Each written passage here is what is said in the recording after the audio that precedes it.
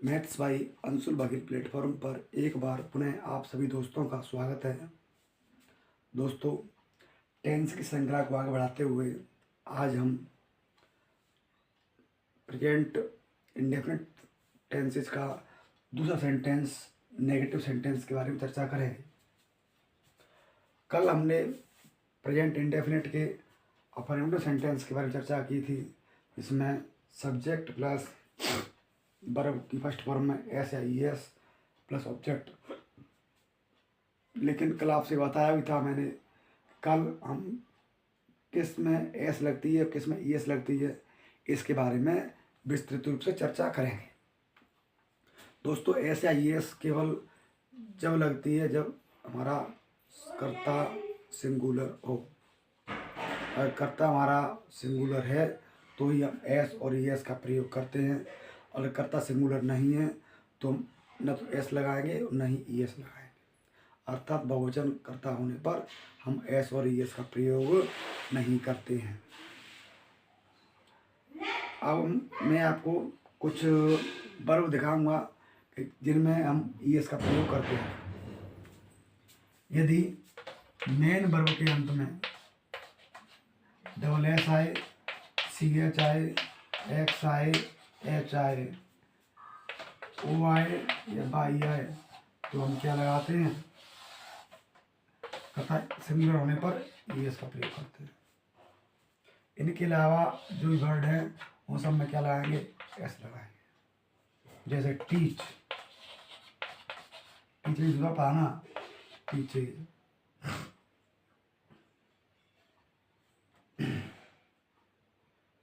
गो, E S. Try, tries.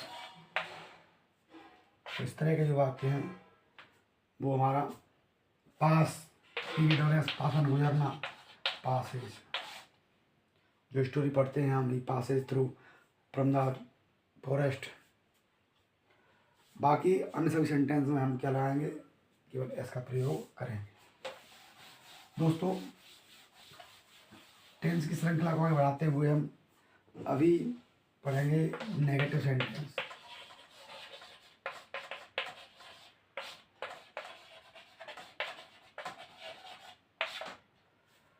Negative sentences इसमें हम नहीं का प्रयोग होता है। सिंपल सेंटेंस और नेगेटिव में इतना ही अंतर है कि जो सेंटेंस सिंपल की होते हैं लेकिन इसमें क्या हुआ, साथ में नहीं आएगा।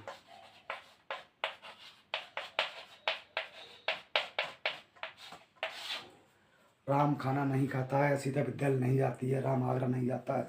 तो इस तरह के वाक्य आपको देखने को मिलेंगे। तो वही प्रक्रिया हमारा, वही सिस्टम, फॉर्मूला लिखेंगे।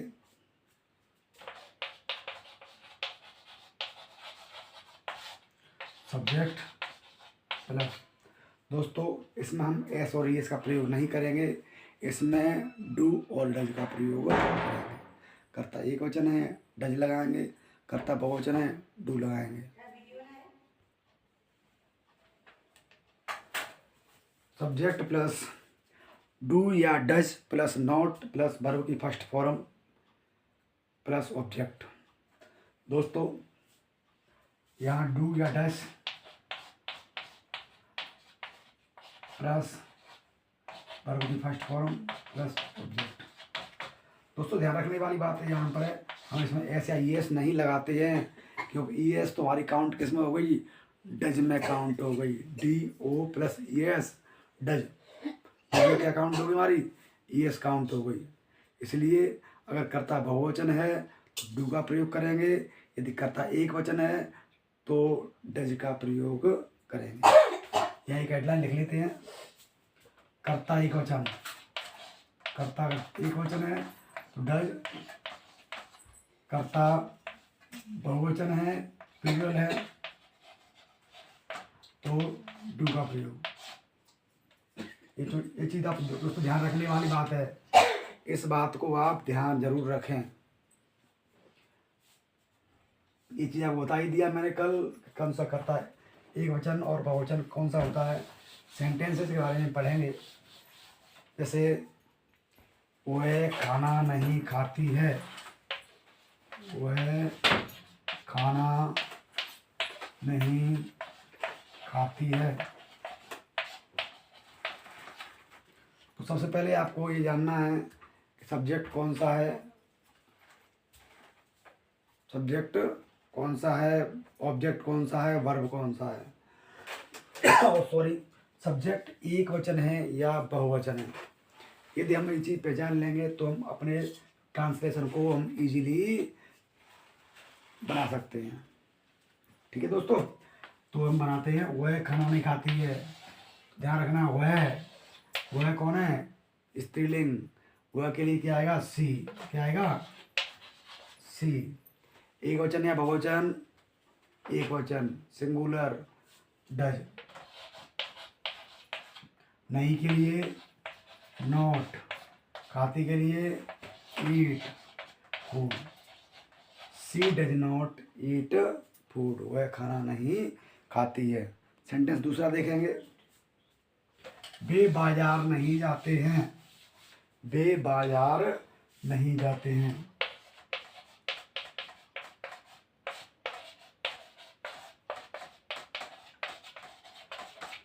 वे के लिए दे के लिए क्या होगा, सब्जेक्ट कौन सा हमारा यहाँ पर, दे। दोस्तों एक वचन है या बहुवचन है, ये बहुवचन प्लूरल है, इसलिए हम क्या प्रयोग करेंगे, यहाँ पर डू का प्रयोग करेंगे। तो दे, डू। नहीं के लिए नॉट। इनको वैसे भी लिख सकते हैं दोस्तों, डोंट। इसको हम क्या, डोंट भी लिख सकते हैं। डू नॉट को क्या लिख सकते हैं, डोंट भी लिख सकते हैं। उसके बाद ये हो गया सब्जेक्ट, डू नॉट। वर्ब की फर्स्ट फॉर्म क्या हो गई, जाना, क्रिया, गो। कहाँ जा रहे हो, टू मार्केट। कल बताया था दोस्तों आपको मैंने, अगर कहीं हम नए स्थान से छूटते हैं तो उससे पहले हम टू का प्रयोग करते हैं। तो they do not go to market. तो सेंटेंस और बना लेंगे।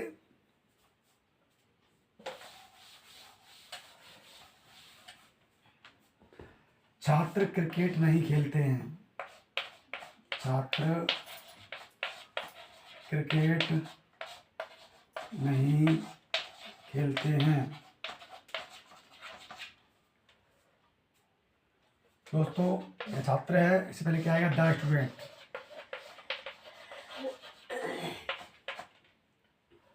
एक वचन या बहुवचन, बहुवचन प्लूरल, तो डू नॉट।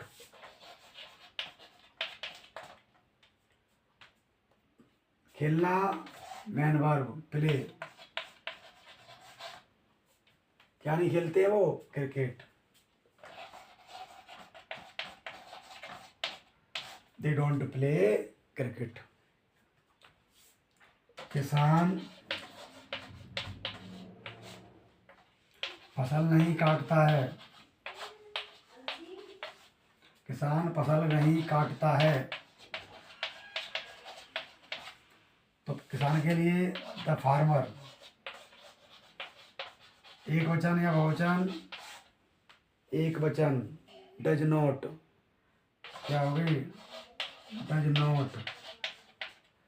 काटना, कट, द क्रॉप। दोस्तों अगर आपको इंग्लिश ट्रांसलेशन सीखना है तो सबसे पहले आपको अपनी वोकेबुलरी को मजबूत करना होगा। आपको वर्ब आने चाहिए, उनकी फॉर्म आनी चाहिए। अगर आपसे ये नहीं आता है तो आप सेंटेंस को इजीली नहीं बना सकते। एक फॉर्मूले से आप कुछ भी नहीं कर सकते। अगर आपको वर्ब का मीनिंग नहीं पता है तो आप ट्रांसलेशन को आसानी से नहीं बना सकते। दोस्तों आज की क्लास में इतना ही। अगली क्लास में हम पढ़ेंगे इंटरव्यू सेंटेंस के बारे में, प्रश्नवाचक वाक्यों के बारे में, जो जिसमें प्रश्नवाचक वाक्यों के साथ वाक्य की शुरुआत होती है। और मैं आप लोगों से पुनः यही रिक्वेस्ट करूंगा कि मेरे चैनल को अधिक से अधिक संख्या में लाइक, सब्सक्राइब और शेयर ज़रूर करें, जिससे जो लोग मेरे वीडियो तक नहीं पहुंच पा रहे हैं उन तक मेरी वीडियो की पहुंच सके। थैंक्स दोस्तों, गुड नाइट, थैंक यू।